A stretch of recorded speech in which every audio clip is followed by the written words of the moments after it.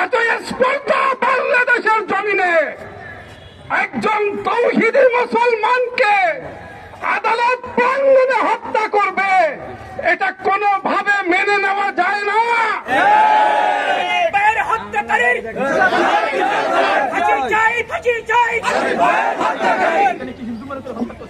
আমি বলতে চাই,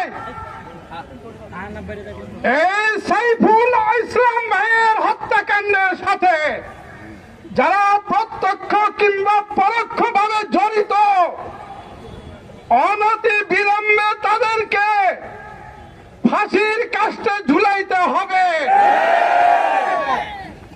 এদেশের আকাশ বাতাস তাদের জন্য হারাম হয়ে গিয়েছে। তৌহিদি জনতা তাদের চেহারাই দেশে দেখতে চায় না।